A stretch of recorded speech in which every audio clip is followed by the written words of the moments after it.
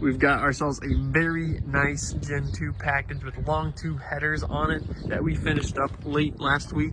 And this guy is all ready to ship out to our customer for their project.